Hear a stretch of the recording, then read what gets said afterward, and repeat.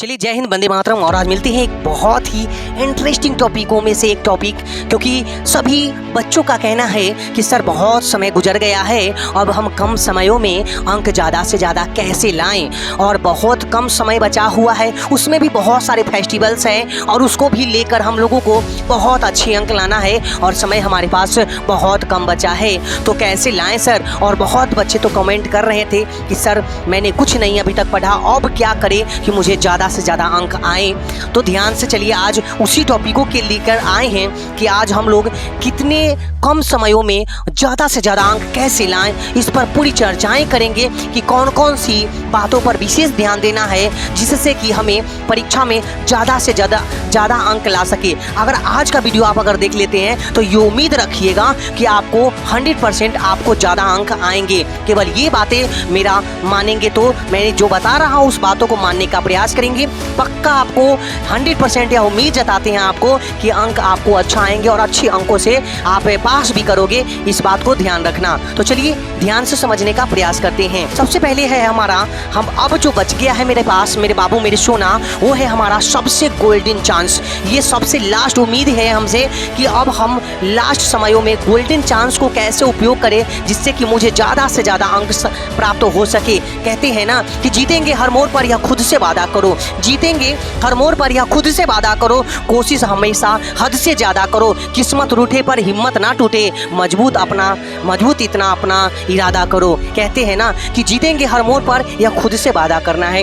आप एक बार जान लेना कि ये 4 महीना जो अभी बच गया है, 5 महीना, इसमें यह बात हमेशा ध्यान रखना कि रिश्तेदार को भूल जाना है। कभी भी किसी रिश्तेदार को, दोस्त, किसी भी चीज़ों को याद नहीं रखना है। केवल एक चीज़ आप लोगों को टारगेट होना चाहिए कि मुझे पढ़ना है और अच्छे अंक से प्राप्त करना है। इस बात को अगर आप ध्यान कर लेते हो तो यह उम्मीद रखना कि आपको अच्छे अंक लाने से कोई नहीं रोक सकता है। कि केवल ये बातों को ध्यान रखना, क्योंकि अभी जो बच गया है वो हमारा पूरी तरह से गोल्डन चांस है। यह समय अगर गुजर गया फिर आपको समय नहीं मिलेगा मेरे बाबू मेरे सोना। इसलिए इस बात को हमेशा ध्यान रखकर अभी से ही पढ़ाई करोगे, अच्छी अंक ला सकते हो, बहुत अच्छे अंक ला सकते हो, जैसा कि आप लोगों ने देखा है। चलिए आप ध्यान से समझने का प्रयास करिएगा। चांस तो बहुत है लेकिन हमें टारगेट ही नहीं है कि क्या काम करना है। अच्छा, मान लीजिए कि हमको कितना अंक प्राप्त करना है, अगर उस अंक के बारे में निर्धारित ही ना करेंगे तो कैसे होगा। तो सबसे पहले तो ये निर्धारित करना पड़ेगा कि हमें कितने अंक लाने का प्रयास करना है, कितने अंक तक हम लोग ला सकते हैं, यह खुद में वादा करना है।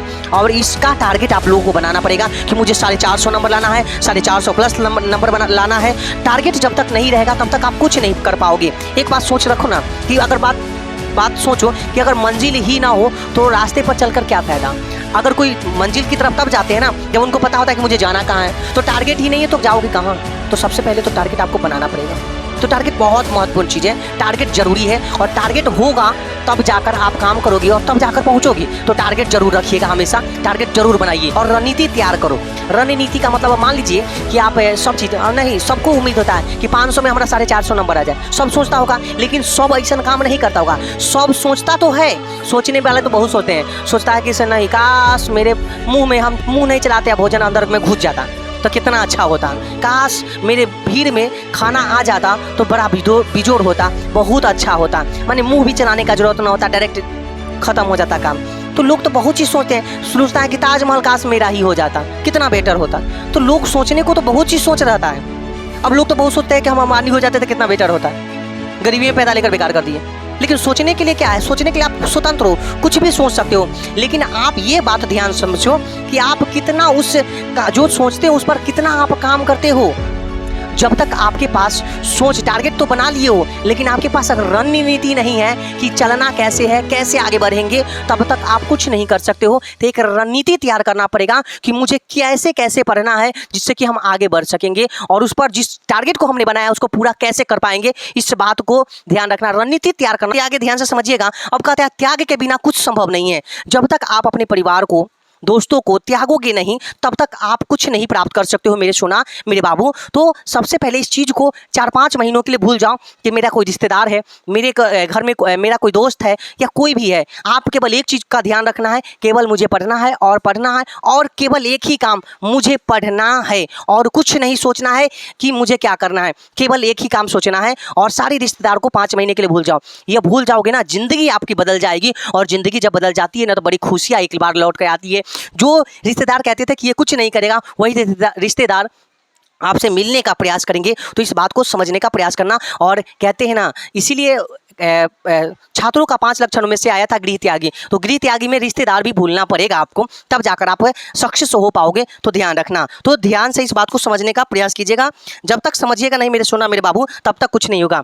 ध्यान रखिए, सबसे इंपॉर्टेंट चीज़ है कि 2018 से लेकर अगर आपको ऑब्जेक्टिव को पूरा प्रिपेयर कर लेना है, ऑब्जेक्टिव पूरा कंप्लीट कर लेना है, तो 2018 से लेकर 2024 का PYQ माने प्रीवियस ईयर का जितने भी क्वेश्चंस पूछे गए हैं, सारी क्वेश्चंस को बना दो। हम तो कहते हैं उसमें से ज़्यादा क्वेश्चन आ जाएगा आपको। 2018 से लेकर 24 तक का अगर PYQ बना लेते हो तो आपको पूरी उम्मीद रहती है कि किस पर टाइप से क्वेश्चंस आते हैं, और उसी में से लगभग क्वेश्चंस प्रिपेयर होते हैं, तैयार होते हैं। लगभग डिजिट चेंज हो सकता है लेकिन शेड्यूल तो वही रहेगा। तो ध्यान से केवल आप इस चीज़ को फोकस करिए, ज़्यादा बेटर होगा और ज़्यादा फायदेमंद होगा आपको।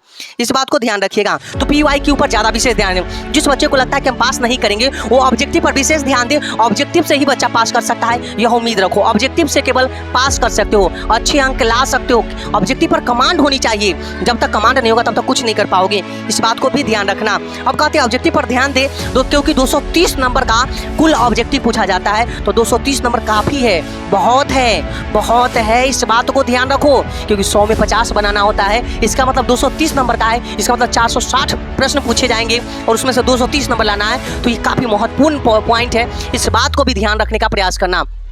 और ध्यान रखोगे जिंदगी आपकी बदल जाएगी। अगर जिंदगी बदलना है खुद को, तो आपको खुद तो आग में झोंकना पड़ेगा कुछ समयों के लिए, केवल कुछ समयों के लिए। एक बार मन में बांध लो, मन में ठान लो। कहते हैं ना कि सुबह पढ़ो या शाम पढ़ो, हमेशा याद रखो इस बात को कि सक्सेस बनाना है अपने आप को। इस बात को ध्यान रखिएगा। अगर अपने आप को सक्सेस बनाना है तो सुबह पढ़िए चाहे शाम पढ़िए, हमेशा लगा दो, अपने आप को झोंक दो मेरे बाबू, मेरी सोना। ध्यान रखिएगा। कहते हैं ना, और ध्यान रखिएगा, हैंड राइटिंग विशेष रूप से आपका सुंदर होना चाहिए और शुद्ध लिखा होना चाहिए। इस पर भी अंक बहुत निर्धारित होता है। अगर आपका अक्षर सुंदर हो और आप शुद्ध लिख रहे हो तो एग्जामिनर को प्रॉब्लम नहीं होता है और आपको पूरा नंबर मिलता है। तो इस चीज़ पर भी आप फोकस करना कि हैंड राइटिंग भी सुंदर होनी चाहिए, जितना सुंदर कर सको। आप अभी से ही क्या करो कि लगातार राइटिंग लिखना शुरू करो और स्लोली लिखो। अभी समय है, आप स्पीड हो जाए, समझे कि नहीं। चलिए, और टाइम टेबल भी ध्यान रखना है। टाइम टेबल का बहुत इंपॉर्टेंट है। अगर समय आप मान लीजिए कि लगातार 5 विषय, पाँचों विषय को पढ़ोगे तब ना अच्छा अंक आएगा, और आप एक वो विषय को लगातार पढ़ रहे हो तो अंक नहीं आएगा। सभी विषयों को सोचो कि सभी विषयों को कैसे पढ़ना है, सभी विषयों का टारगेट बनाओ कि आज इतना समय में इतना पढ़ जाना है, माने कि पूरी टारगेट के साथ पढ़ना है। पूरी टारगेट बनाओ कि आज हमको 5 चैप्टर खत्म कर देना है, 2 चैप्टर खत्म कर देना है, या जो भी टारगेट बनाओ उसको कंप्लीट पूरा कर दो।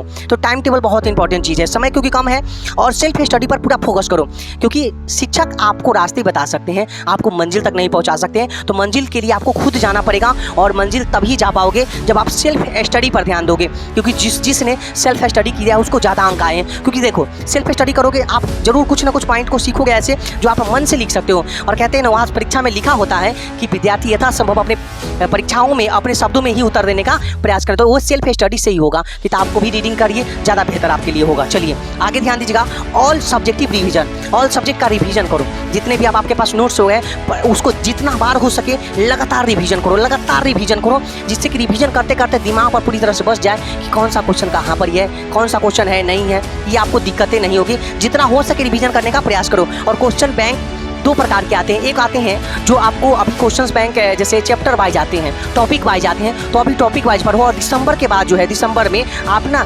ईयरली वाला खरीद लेना, साल वाले खरीद लेना, जिससे कि आपको दिक्कतें ना होगा। तो दोनों क्वेश्चन बैंक को खत्म कर दो, जिससे कि आपको कहीं से भी कोई प्रॉब्लम ना हो। अगर केवल क्वेश्चन बैंक का कंप्लीट कर लेते हो ना, तो एक अच्छे अंक प्राप्त करने के लिए काफ़ी है, बहुत काफ़ी है।